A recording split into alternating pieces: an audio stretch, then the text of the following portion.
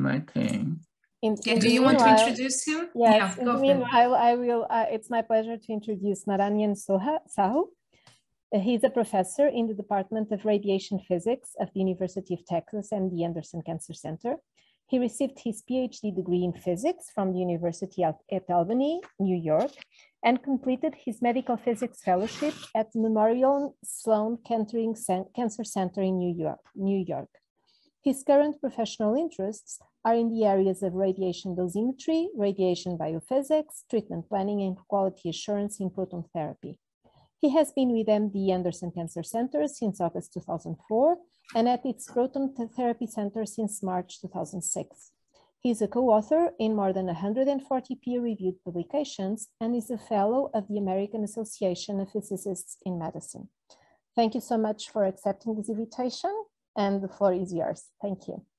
Thank you so much for your kind introduction. It's my pleasure to be here. Unlike many other presentations, this presentation is very descriptive. You know, you don't do QA on paper. QA is a practical thing. You know, in physics, we have theoretical lectures and then we have practicals. And this is a practical thing. You come and do it, okay?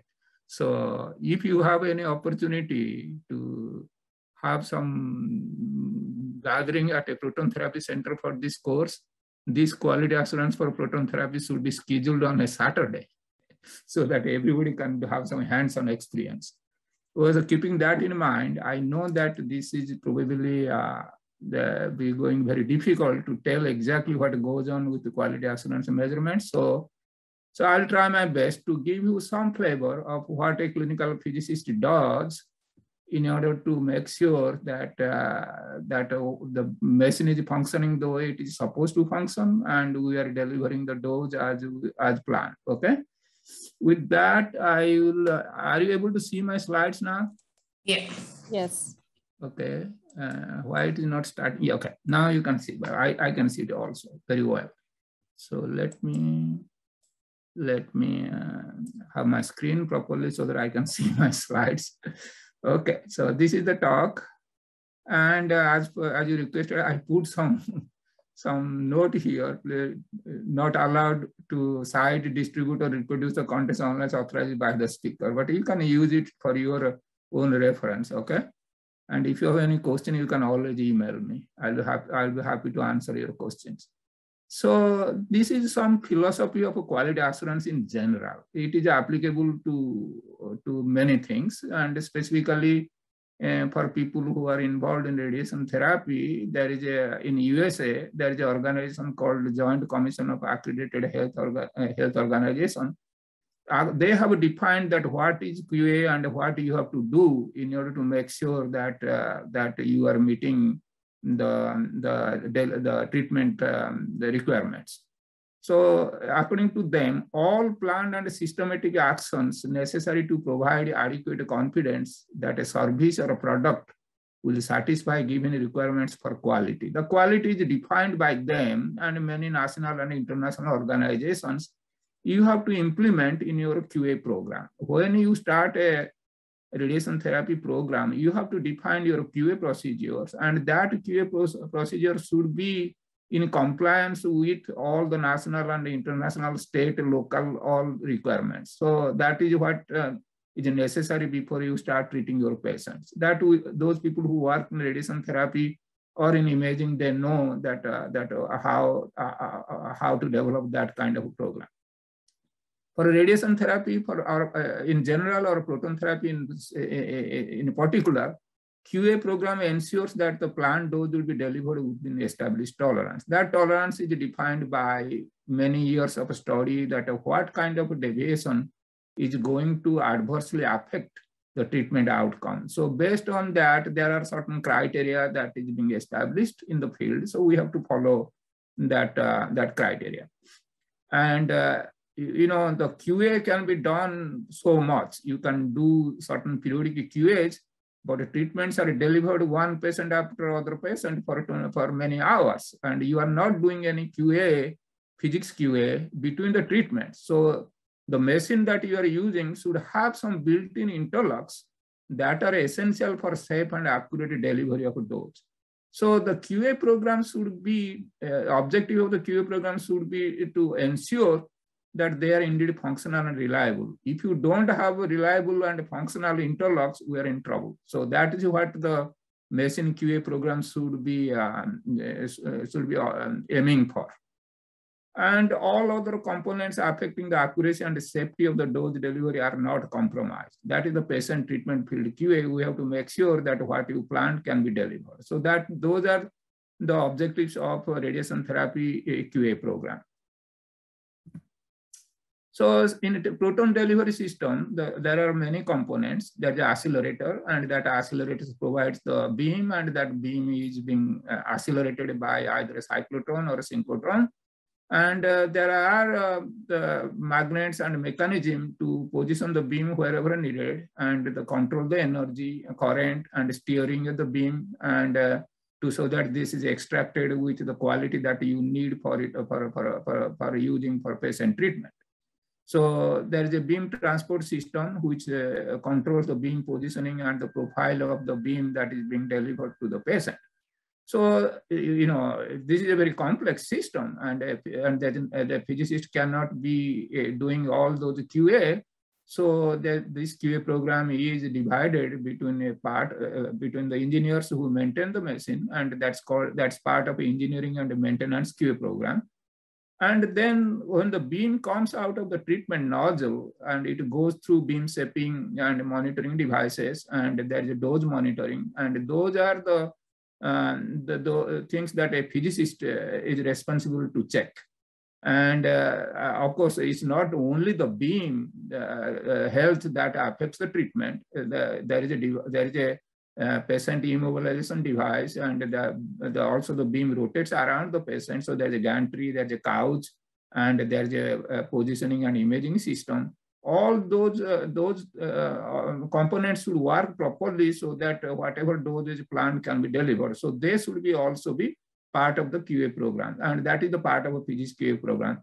And how the QA program is performed, they are performed periodically, so that makes sure that some of the very critical components are checked every day, and that becomes a part of the daily QA program. And there are certain components that can wait till be thoroughly checked by in the frequency of a month. So those are monthly checks, and then eventually there is a very comprehensive QA program to make sure that the beam parameters that you have used in your computer treatment planning system, in configuring your computer treatment planning system, they are not changed. And that requires very comprehensive measurement, and that's part of the annual QA program. So most of the national or international regulatory organizations, they provide certain guidelines based on different experience, and that what should be the part of a daily, monthly, and annual QA program. So we have in USA, the American Association of Physicists in Medicine has a document, and that most of the centers follow. And on international organization, there is the IAEA. It has also a protocol, and the International Commission on Radiation Units, it has also a protocol that is also followed. Most of the documents, IAEA document, ICRU document, and AAPM document, they are very they are complement. They are compatible. That most of the tests that are done are part of all the three protocols: national, the AAPM, IAEA, and ICRU. So now after this introduction, I'll move to that what exactly is being done, and all these things that I am talking is basically very general, and it's done at our center. And at the end, I'll give you a reference where you can see the AAPM. You can look at the AAPM protocol for QA in proton therapy. Okay, so important thing is that you have to make sure your dose monitor is working properly. The calibration is not changing, because that's how the dose is monitored. And there are certain beam parameters that you use in your planning and deciding how long the beam should be on. And those are part of, those may be defined as relative output factors compared to your dose calibration under reference conditions, and then various dosimetry parameters that goes into a monitor unit calculation. Okay. And of course, in a proton beam, the range is very important. One of the advantage of using proton beam is there is no dose beyond the where the proton stops, and that's why the range the range is very important. To know exactly where the proton stops is very important. So that's why the range of different beams or different options or range modulating wheels, that's the RMWs, they have to be periodically checked. And a beam has to be flat and symmetry, because that's what you have used in, we have used in our the beam model in the treatment planning system. So they should not be deviating from whatever the tolerance we have set for them to be.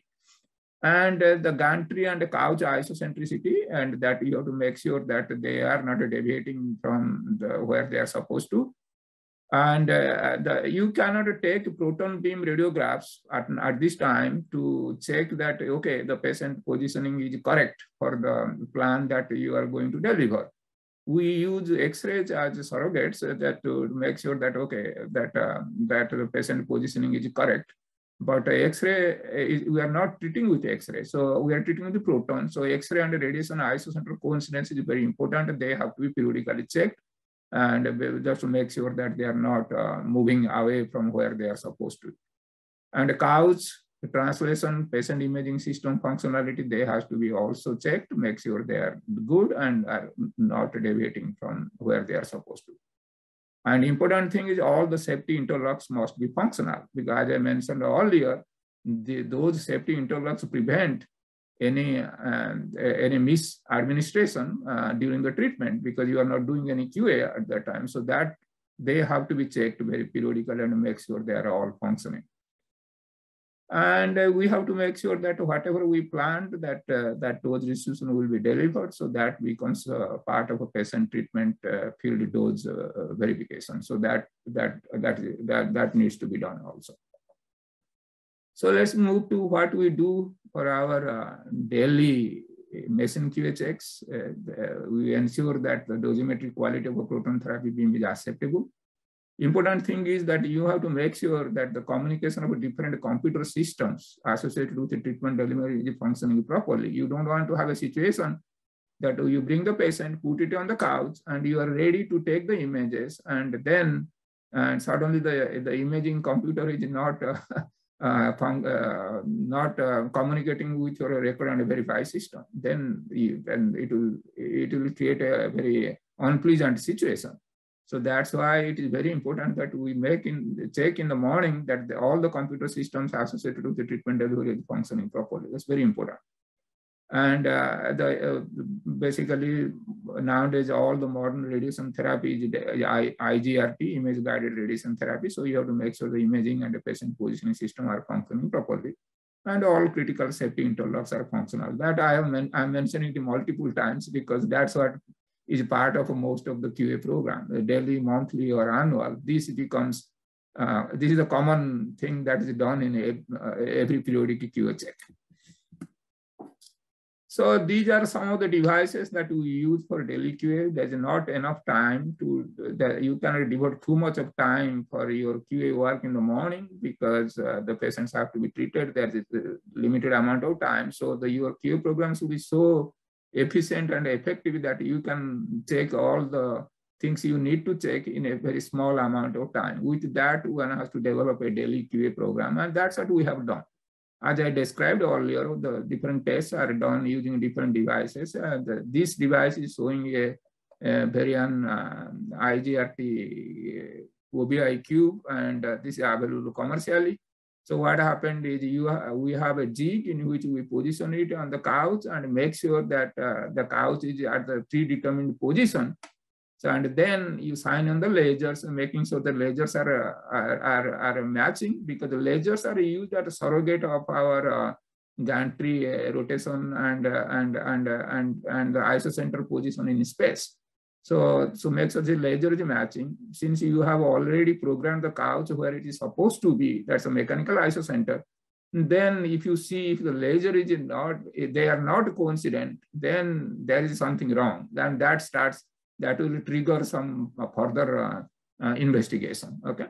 And then after that, we take an image of this cube. There is a ball, steel ball inside it. And so when you take the image, you see the imaging center, isocenter is matching with that ball. So that way you make sure that the mechanical isocenter, the X-ray imaging isocenter are matching well, okay? And then we go back and do dosimetric check, very simple measurement. It should be so simple that this can be done within no more than 15 minutes. It will not take no more than 15 minutes. So this is ion chamber here. It's put it at a predetermined depth, and there are specific depths in which these measurements have to be done, because that's where the baselines are determined. So we check this both at the center of a spread out Bragg peak, at the proximal part, at the distal part, at the very distal part, to make sure that SOBP health is maintained. This is for a passive scattering beam. So that's why I have to make sure that, okay, SOBP health is properly maintained. So that's what happened. There are predetermined baselines that your measurement every day should agree with them within certain tolerance. And normally this should be within 3% of whatever your baseline value is, depending upon where you are measuring. It cannot have 3% in the very distal part because there's a very high dose gradient. There, little bit of extra tolerance can be used. So these are some of the Excel spreadsheets that has been created to record those values, readings, daily readings, and they're compared with the standard baseline, and then they should be passing. All of them should be passing.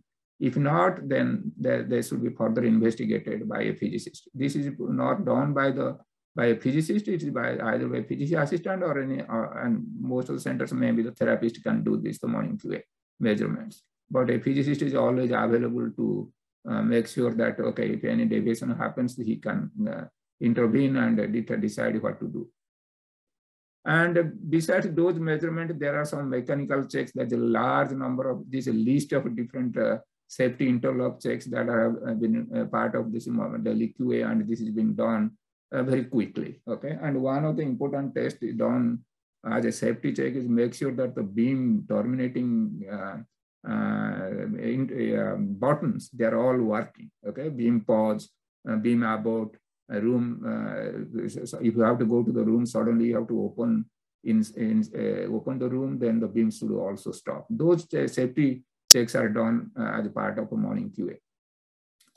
And these are monthly QA checks. There's a large list of things that is being done because it's done by a physicist or it's done under the supervision of a physicist. So these are a little bit of more detailed tests that are being done, and some of the morning QA tests are also included here, just to make sure that they are within a little tighter tolerance than the morning QA that morning QA allows. And important thing is we use different ionization chamber to make sure that the dose calibration of the calibration of dose monitor is working, is good. Dose per mu, the distal range, SOBP width, flatness, symmetry, all these. But what happened is they are checked at different gantry angles in each month, because the components that determine these things may change with the gantry angle. So we have to make sure that they are not changing with the gantry angle. So that's why the physics check is done at a different gantry angles. In the initial stage, we used to do these at every month at different gantry angles. Then with the experience, we found that this is very insensitive. This doesn't change that much. And there are inherent interlocks inside the machine which will prevent the delivery of the beam if any of these things are going are not within their tolerance. So we have changed our frequency of checking at a different gantry angle. So why I'm telling you that? Because the QA program has to be dynamic. You have certain freedom to decide what checks you have to do how frequently. So based on your experience, and that's what we have done. We have changed our frequency of these states rather than doing this check at all gantry angles every month, but a different gantry angle every month. And there's a range uniformity check just to make sure that the energy that is being extracted from the machine is the range is remaining uniform at a different location of the broad beam. And output versus gantry angle constancy check that we do, that's part of that I mentioned earlier. And a gantry angle indicator accuracy, mechanical isocentric checks, stable translation, rotational motion accuracy, mechanical isocentric checks. And there's a snout in a proton beam, which is a movable snout, telescopic snout. So that's where the apertures and the treatment devices are placed. So we have to make sure that their motion, the translation of those snouts are accurate. And a patient positioning system accuracy check, we have to make sure that couch and rotating properly and moving correctly. And once in a month, we check X-rays and a proton field coincidence just to make sure, because we are, our image guidance of patient positioning through X-rays, but we are treating with the proton. So just to make sure that they are coincident. Here is a large number of devices that I am showing it here that is being used for monthly QA. Before it used to be very much on film based, but nowadays the films are not it's not that easy to use. So, and there are now two-dimensional arrays, ionization chamber arrays and diode arrays that are available. Diode arrays are not used for proton beam QA because they get easily damaged, but there are ionization chamber arrays that can be used to check the flatness symmetry as well as the output even, because if you have a baseline, you can use those array detectors to check your output also. The dose per mu also you can check this, and as you can see, this is a pointer here that we can check the how the gantry rotation isocentricity is maintained. And this is something that where you measure the beam flatness and the symmetry, and this is where you do the X-ray and proton beam coincidence check. What we do is, this is very interesting. I'll tell you what we do. Before it used to be done with a film, but we have moved away from film. What we do is we first align this device center to the proton beam, just the center is at the center of the proton beam. Then take an X-ray of this device, and then make sure that the X-ray center is also at the center of the proton field. So that gives you some quantitative, easy way of doing some quantitative analysis, makes how much deviation is there, it is within millimeter or not. So that's what we do. And this is a device which is used to check the beam output at different angles. You put it ionization chamber into the nozzle and rotate it. It becomes easier doing it. But we have moved away from this by not checking it for all the options every month. So that's why we have devised this one. Just do the same thing that you can use still this device to check the output at a different gantry angles also. This is an interesting measurement that ensures that range uniformity is maintained. So how do you check the range uniformity? What you do is you check a reading of your the beam flatness and the symmetry at a very distal range of the proton beam, and then put some 1 millimeter of additional material, because the beam stops very quickly and the gradient is very high. If you put 1 millimeter, then the flatness and the symmetry of the beam will show some rapid changes if the range uniformity is not within a millimeter. Okay, so that's what we do to check our range uniformity. The important thing is that you have to do that measurement at a distal part of your SOVP. So this is the annual machine QA checks. How am I doing in time wise?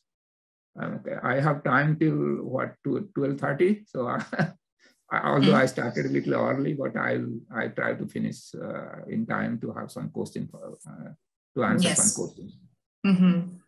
You can tell me if you am going too much, too slow or something, that I can speed it up.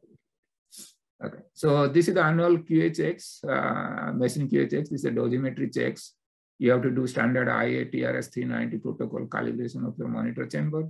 You have to do reproducibility test, linearity, end effect, beam data constancy check. You have to do your PDD checks, all the SOBP percent depth dose, determine the distal range, SOBP width, these are for passive beams, okay?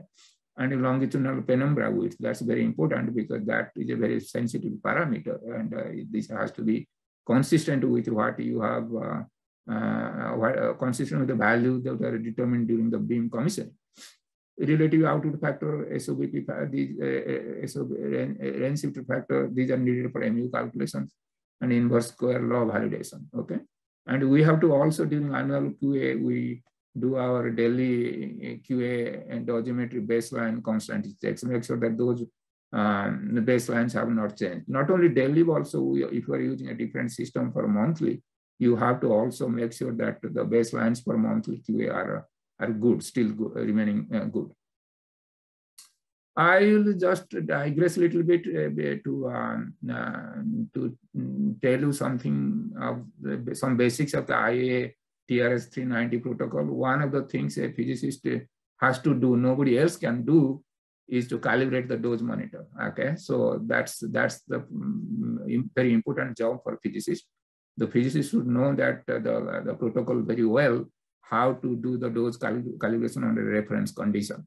And this is what is outlined in IA TRS 398 protocol or ICRU 78 protocol also. So this involves the measurement of a charge in using an ionization chamber, and this charge has to be converted to dose to water using the calibration coefficient for chamber that is obtained from an accredited dose calibration laboratory. Okay, so once you have that, that's the NDW. Then you do the charge that's generated by ionization chamber under reference conditions. I'll come to soon to what these reference conditions are, and then measure that charge, correct that charge for environmental conditions like temperature, pressure, ion recombination, and the polarity effects. So that becomes all these corrected charge. You have the chamber calibration factor for the cobalt beam. And because we are calibrating the proton beam, not the cobalt beam, you have to know what is the extra factor, the beam quality factor that you have to use in order to get the dose for the beam that you are calibrating. And this is obtained from calibration laboratory for cobalt 60, that's well established. And then the KQ is the beam quality factor for specific chamber and a calibration beam. And this is given by most of the chambers, large number of chambers that is used at different centers. Okay, so I'll show you that in a moment. So this annual calibration, as I mentioned, is done with an ADCL calibrated chamber. Daily, weekly, or monthly checks with a ion chamber cross calibrated with a ADCL calibrated ion chamber. We have a ADCL calibrated ion chamber. For other baseline, other checks, you can use a field ion chamber which doesn't have to be calibrated by ADCL. So now I will come to what is the reference condition that you use for your dose monitor calibration. Okay. This is all spelled out in table 10 of IA TRS 390 calibration. I'm not going to go through line by line. The important thing is you have to have a water and where you are going to put the chamber. Okay, that's the beam quality specifier in IA TRS 398 that you have to follow in order to put the chamber at the proper location, and it should be the middle of the SOBP. And it specifies what is the reference point of the chamber, what SST you use, what field size you have to use. So you have to follow strictly this reference condition in order to your calibration to be compliant with this protocol. So here is the beam quality specifier. If you have SOBP, you have to know what is the practical range by your depth dose measurement, which is the 10% PDD, and then you know what is the center of SOBP, where is the center of SOBP, and then from the practical range you subtract that where your chamber is, and that will give you the residual range. That tells you how much energy of the proton beam remains at that location. Okay, so that is how the KQ that I mentioned earlier, this KQ is determined based on this residual range. And this is a pristine Bragg peak, which is for spot scanning beam. And in this case, you can Please allow me, let me power my computer. Give me 1 second, sorry. No worries. Okay, now it is powered, it's happy now. Okay. So, all right. So this calibration can be done in the plateau region, or you can create a broad beam by combining these different broad peaks of different energy and then create a SOBP beam and then do a calibration at the center of SOBP. Both have their advantage and disadvantage. We do both. For our beam commissioning, we do it in the plateau region. That becomes our reference value, and we check it every year. For monthly and annual QA-TRS 390 calibration, we have a broad beam created, and that broad beam is always used as a reference beam. Okay, so and these are, I mentioned that the KQ values are available from this table, and it has listed it has a list of large the KQ values for large number of chambers. You may ask me what do you do if you don't have a you have a chamber for which you don't have a KQ value. My advice is buy a chamber for which KQ is available. Proton therapy centers are very expensive facilities compared to what you spend to build your proton therapy center. Buying a new chamber for which KQ available is like peanuts. Okay, so that's compared to what you spend for building the center. So that's what my advice is. So these are, I have already talked about what dosimetry checks you have to do, but there are many other checks that becomes part of annual machine QA. These are listed here: the couch, the gantry, snout, and if you are using for passive scattering beam, we are using RMW. Those RMWs are creating the SOBP. If they are not rotating properly, then your SOBP health will be bad. So you have to do a health check of all your range modulating wheels periodically. Make sure they are not making unusual noises or something like that. So just every year, what we do is we go and rotate them and listen to the what kind of noise they are making. Okay, so that's what we do to check their mechanical integrity and make sure the aperture compensator holder is not the loose. There are no loose parts. Hand pendant functionality, and of course you have to do standard X-ray system QA, annual QA, and safety checks that I mentioned. You safety checks are a part of all daily, monthly, and weekly and annual QA checks. So these are some of the devices that are used for annual QA. Although the people who do this in radiation therapy clinics, they are very familiar with these things. This is a mechanical device used to check the gantry isocentricity, mechanical isocentricity. And this is also part of that. And this is also the radiation isocenter check, the star shot. And of course, you have to have a water tank system to do your scanning. But nowadays, we have multi-layer ion chambers, which can be used to do the depth load measurements also. So we do both for our annual QA because this has a low resolution to measure the range and linear penumbra width. And we have 2-dimensional ion chambers which can do the profile measurements, okay, and also can do patient treatment field dose checks also. So these are some annual QA tools that are used. Of course, you have to have a variety of ionization chambers to do different measurements. You have to have a small pinpoint kind of chamber to do your profile measurement if you want to do it in a water tank. And of course, you have to have a parallel plate ionization chamber to do your depth load measurement and a Farmer's chamber for your annual IA-TRS 390 calibration. And these are some QAs that is part of device QA. For passive scattering beam, we use the aperture and compensator. They have to be checked to make sure that they are matching with what is planned in the treatment planning system. Then for treatment field dosimetry QA, you have to make sure that the dose is being delivered the way it is planned. One of the important things is the MUs are calculated based on a model.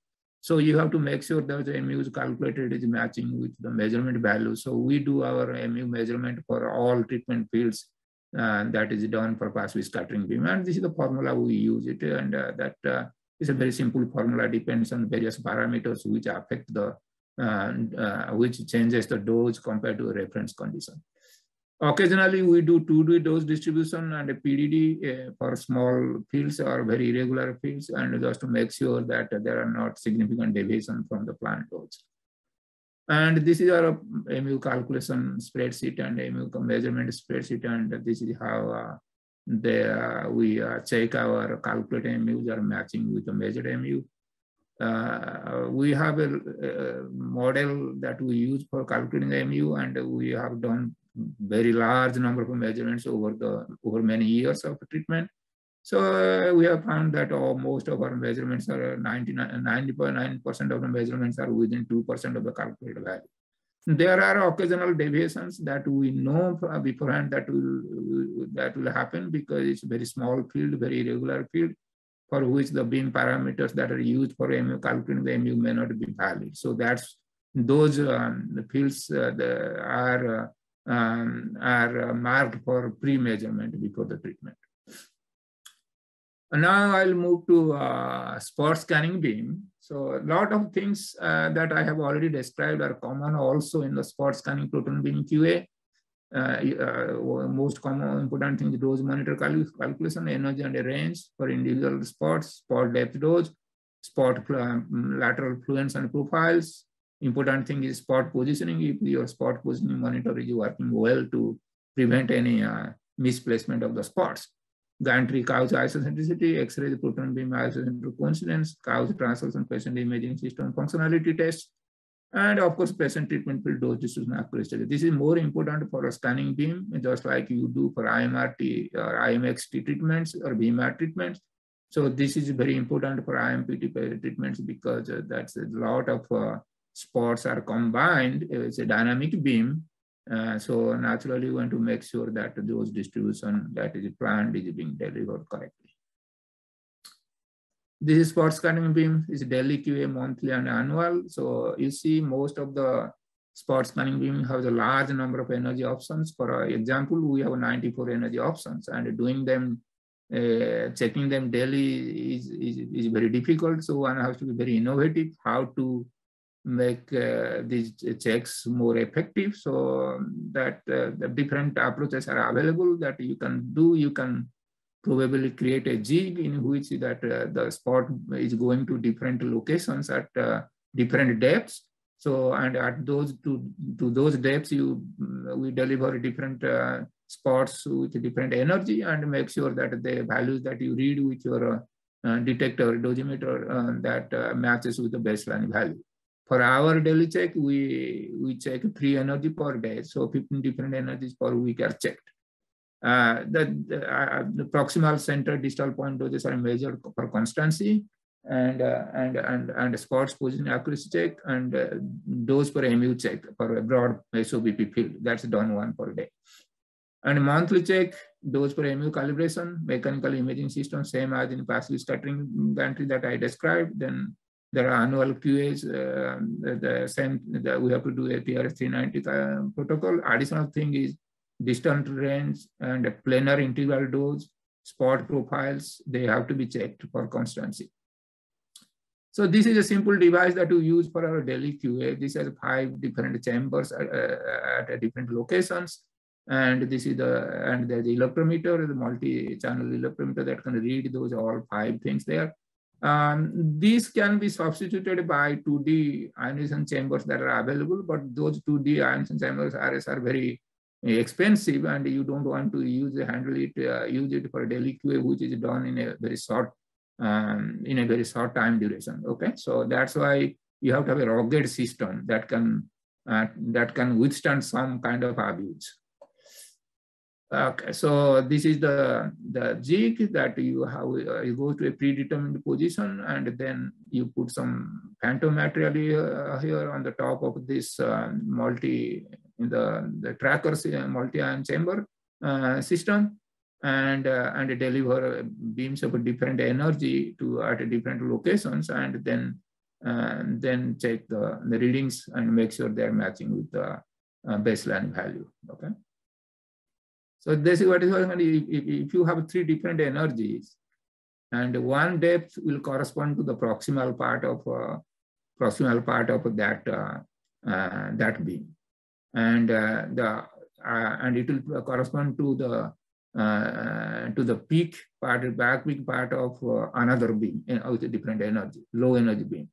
And for another low energy beam, this will correspond to the distal range of the beam. So in this case, you are checking both a proximal back peak and as well as the distal part of the dose distribution by one setup.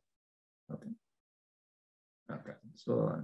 So daily QA position measurement, 5 spots of same energy are programmed to different deliver to 5 chambers of the tracker, fixed MU for each spot. The readings are compared to baseline. The baseline data, how do you get the baseline data? The baseline data is obtained from initial average reading of 10 repeated measurements when we commissioned this QA program.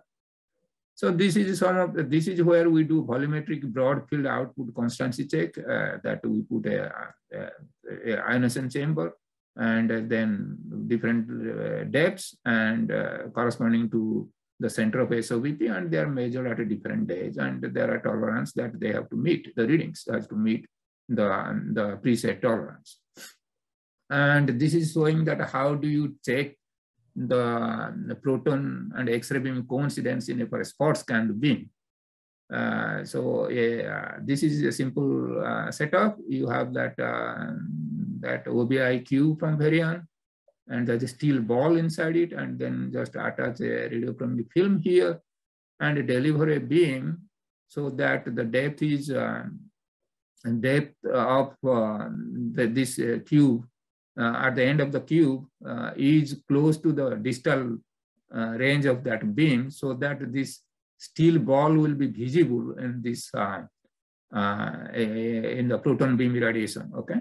So then you have already set your cube to the laser isocenter or X-ray beam isocenter, and then you have it here, and then just to make sure that how much deviation you have in the field center by doing a film analysis of this radiation pattern here. And that's those are the actually this is done weekly. It's not done every day. This is done weekly. Okay. I put it together with Delicate, but this is done weekly because it takes some time. So, and monthly QA checks, I have already described them in the passive scattering beam QA, so I'm going to skip that one. There's nothing new that you do it here compared to passive scattering beam. So this is the annual QA. You have to make sure that the integral depth dose of different beams are intact. They have not changed since the commissioning data was taken. We have 94 energies, so we cannot check all of them. So that's why there are certain amount of energies are being pre-selected. We have baseline data and we measure them by water tank scans. The important thing is the synchrotron or the cyclotron, they have some parameters that the beam magnetic strength and beam current and those kinds of things determine that the energy range of the beam. So those things are checked periodically by engineering QA. So naturally that the probability of a beam going out of a range is very low. So that's why we just check some limited amount of the range check of a limited amount of energies. And I'll tell you that because spot scanning beam, every patient field is being QA'd, so we can be a little bit relaxed in doing a large number of measurements with the spot scanning beam because we are checking every field that is being delivered with the spot scanning beam, and that is mostly a part of a machine QA, and it's also called patient treatment field QA, but mostly we are doing in water. So naturally we are not checking inside the patient. So that becomes a mostly a machine functionalities test. So that's why it is not that important that we check all the energies. I hope I convinced you that why you are doing limited energy checks for limited energies. And we have to also check the lateral profiles of the different spots. Similar that you can use a small ionization chamber like a PTW pinpoint to spot check profiles of selected energies. And nowadays you can also use the 2D ionization chamber arrays. They have low resolution because the detector size is pretty big, but there is a detector size effect averaging takes place. So, but what happened is we are doing it for constancy check. If you have a baseline taken soon after the water tank scans, you can use that measurement for constancy check. There's a device commercially available link. This is based on scintillator detectors that have better resolution. This is mostly used at IBA facilities because the IBA, this is made by IBA. So we are a Hitachi facility. So we have not bought the links, but we plan to buy something like links or something similar. I'm not advocating you to buy some particular device from a particular vendor. I'm just giving you an example. So this is spot positioning check with films. This is a very simple test. You put a film at a predetermined position and then deliver some spots and then measure those spots, the center of those spots, if they're going to the correct locations or not. You can avoid doing a film. You can use 2D detector arrays also to do this check. Okay, and so on. And these are some of the annual checks that has to be done for other annual checks that has to be done for the machine. That is very much similar to what I have already described for passive scattering beams.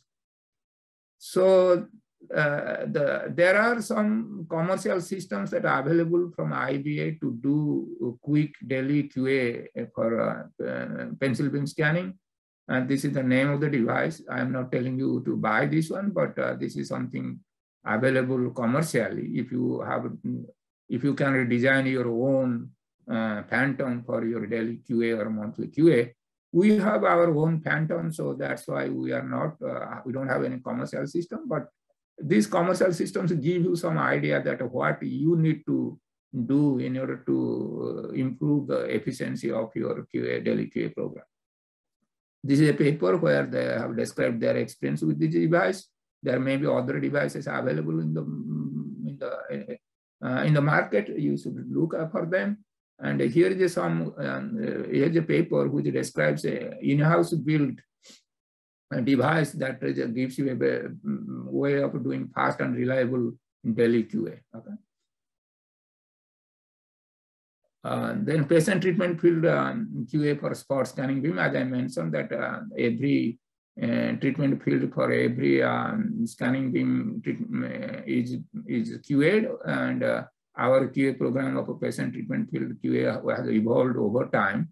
We started cautiously doing large number of measurements for every field, and then we became a little wiser and gradually tried to reduce our QA measurements, and new devices became available, and we became a little more innovative that how to do these measurements quickly using these commercially available devices. We have also implemented some automation to reduce the time for patient-specific QA. We used to spend a lot of time doing those analysis of those measurements. Now they are all automatized. So that's why it reduces the time it requires to analyze those data and prepare a report. Initially, we started treating only prostate patients in our spot scanning beam. So there was the desire to make a Phantom as close as to a shape of a prostate. So this is what the fish tank was created with a chamber inside it. So we used to measure the dose in the center of this fish tank for the prostatic treatment fields that's used for treatment. We used to do a lot of 2D measurement using films and then depth dose measurement. And now these things are replaced with a matrix with a different Phantoms here, that because you can get both the profile and depth dose in one radiation. And then as we moved away from prostate treatment, because prostate treatments only used two lateral fields, so this was easy to measure with a couch top system. But now the treatments are from various angles, because when you go to other sites, you are not using lateral fields, so it's very difficult to do these measurements with, and so that's why we designed a couch insert in which the matrix is resting on a movable platform and which can be rotated around, so that matrix is perpendicular to the beam direction for that field. And that's what is being used, and this is also useful when you have an energy observer. So that way you don't have to put any device to the snout. So this is what we are currently doing. This is our current measuring device, and that is attached to the couch, and this is this can be rotated very precisely to the angle in which the beam that it becomes perpendicular to the beam direction. You can see the amount of measurement initially we did for a prostatic field, a large number of measurement to make sure that our depth dose of the broad field is matching with the measurement. Of course, this is measured in water. And this is a very irregular field that you can see is a full IMPT multi-field optimized plan, but still then we could get good results. And this is a very complicated field, but still we can get some good results, good gamma pass rates by when compared the TPS and measured dose distribution. And these are some, okay, I must mention what is this H plus QA dose. This is a software where we have an independent dose calculation machine. So this software calculates the independent dose for the treatment field in water. So we don't have to do so many in-depth dose point measurements because it gives us a depth dose curve from an independent calculation. So that calculation is compared with the dose distribution from the treatment planning system. So we don't have to do large number of points at different depths. Now we started with 3, proximal, center, and distal, but then gradually we have gone to only two measurements.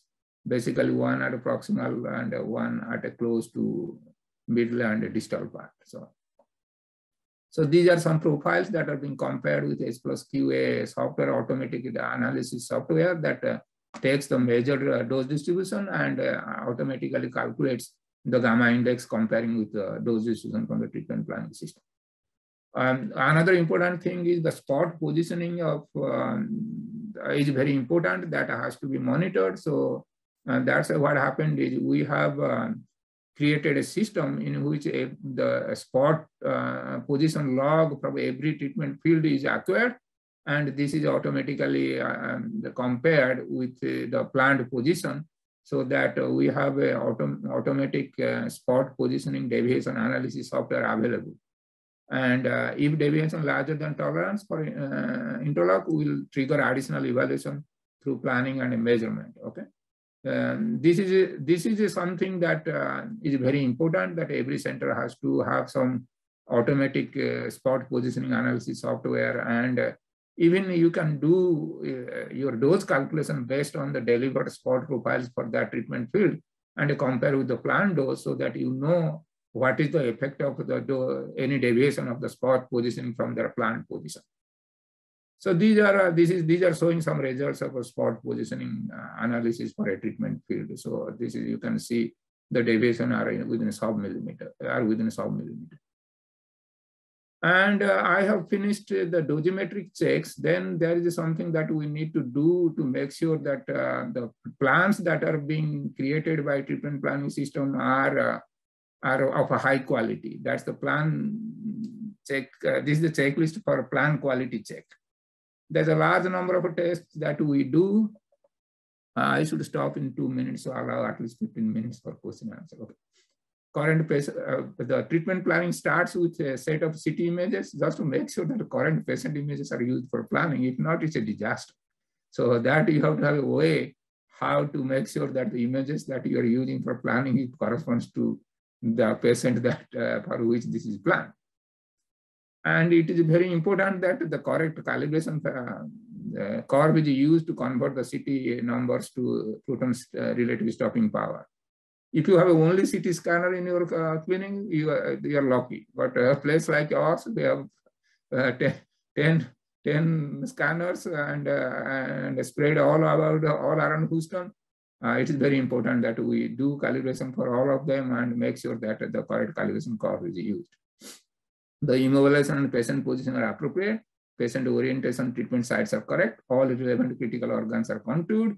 Any organ, this is very important for proton therapy planning. That keeps physicists who work at a proton center very busy, because the organs with the possible change of shape density are identified, and they change. If they change, then you have to adapt your plan, and we keep on adapting our doing a lot of adaptive plans for the anatomy which changes very rapidly, like in say GI patients or head and neck patients. So those organs has to be should be monitored for possible change of shape, and their density are properly identified. And the important thing in proton therapy is the high G material and their artifacts are identified, and they properly mitigated that they don't affect the dose distribution significantly. On certain CT numbers of any relevant ROA are approximately changed, ensuring the target coverage and safe dose to OARs, organs at risk. Correct target volume is used for planning. I don't have to tell you that. Those people who are involved in treatment planning, they know it very well, how important it is. And calculation options and dose calculation grids are correct. Beam orientation are appropriate to meet the planning objective. ISO center is correctly entered for all beams and setup fields. Distal, proximal, lateral margins around the target volume are adequate. If you are doing passive scattering beam, your compensator, border smoothing, smearing margin, and materials and milling machine parameters are correct. Block time and materials are correct. Space and for spot scanning beam, I added these things later on after I sent the lecture notes, because I thought that I'm not covering enough of the spot scanning beam planning.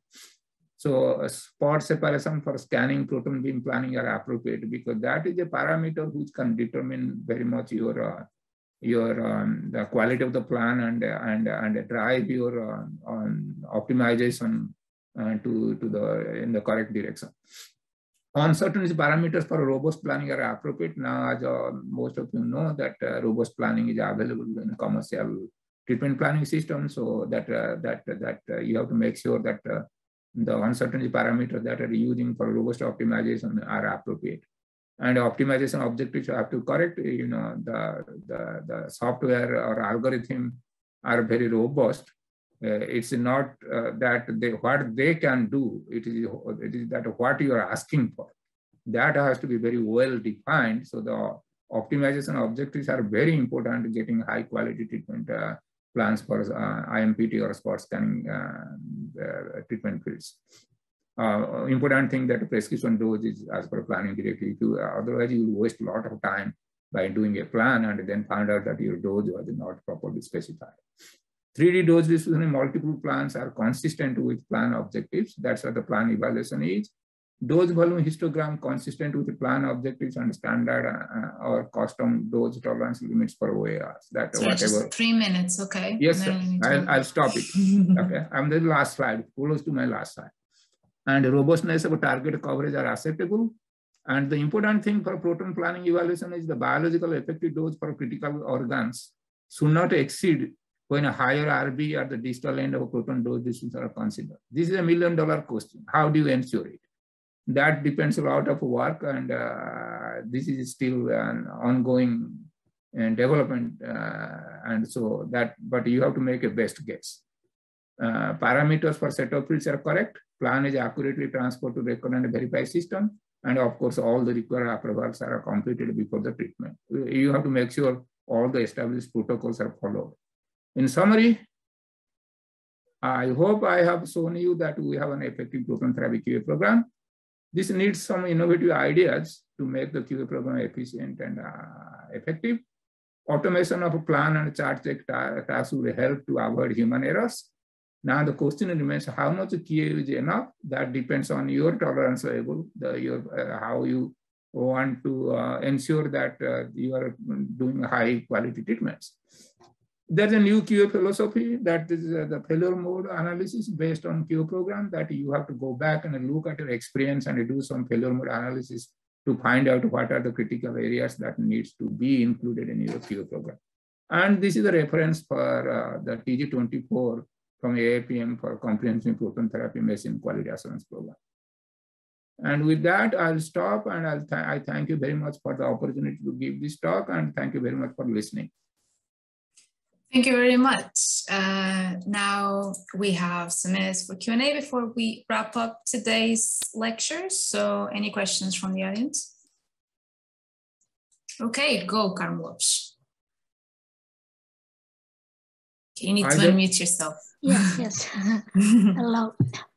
Thank you for your comprehensive presentation. I have two different questions. Sorry. You've mentioned that you follow TRS 398. Well, it's a well-known protocol that most of the medical physicists use for photon also, but it has already 20 years old. And I know that an update will soon be published by IAEA. Do you anticipate any important development concerning absolute dose determination for proton therapy? Yeah, see, that's a very important, very nice question, very important question. These protocols, they are based on ionization chamber measurements, but there are uncertainties in the ionization chamber measurement. And as you may know, there is no primary standard available for protons. So there is some work going on to create a calorimetry-based, water calorimetry-based primary standard for protons. That is one of the developments that will help us to do a better dose for MU calibration. And there was a survey by IAEA or by our QA center at Houston to see that what needs to be done to improve the accuracy of dose calibration under reference condition. I am not current on that one, but there will be, because IAEA or ICRU, they periodically develop, they periodically update, revise their protocol. But I don't see any major changes in the near future using ionization chamber calibration. And the good thing is, if you are all following the same protocol all over the world, the dose accuracy does not have to be within 0.5%, because there are so many other uncertainties in proton therapy. The noise level or the uncertainty standard deviation of those other uncertainties are much higher than those calibration uncertainties. So we have to rely on following the same protocol everywhere, and also learn from the outcome data. If there is any correlation with the dosimetry inaccuracy and the outcome data, that would be probably the most important thing to do. If we call 1 centigrade everywhere same, then probably we are delivering the same dose and the clinical outcomes are consistent. I hope I answered your question. Yeah, okay, thank you. The other question is about the specific patient-specific QA. Presently, there are some global QA platforms for IMRT, VMAT, that rely on semi-automatic procedures based on log files or imagers. Are there any similar tools for proton therapy where medical physicists are notified if tolerances fail? That's a very, very important question. We have to have a international protocol, how to do patient treatment field QA. I think I may be wrong, but ICRU 398 may have, not ICRU 78 might have certain guidelines that we can all follow. There was some effort to create a AAPM task group on this, but this has not gone anywhere. There are some that it should be revived to make sure that, okay, all the treatment field QA programs are standardized all over the globe, but that would require certain amount of effort. Maybe IAEA can take up that job, or maybe European association ESTRO can take some lead on this, but somehow that the AAPM thought that we have, there's nothing much different than what we do for IMRT and IMPT QA, patient treatment field QA. So that's why they rejected a proposal to create a task group. Okay, thank you. You're welcome. Thank you for the questions. Anyone else would like to ask anything? Maybe I made it too clear or made it I too guess you were obscure. too clear.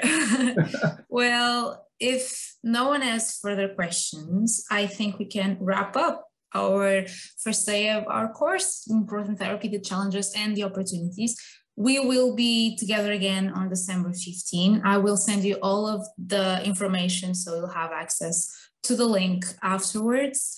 But if there are no further questions, I think I will finish the meeting. Thank you all for attending. I know it's a bit late for folks here in Portugal or perhaps folks in the eastern side of the planet. So thank you for bearing with us, and we will see you all on December 15.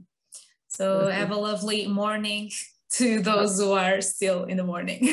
And thank you so much. Evening. Thank you so much for your help, Barbara. Bye. You're welcome. Bye. Have a lovely evening, afternoon, morning. Thank you so much.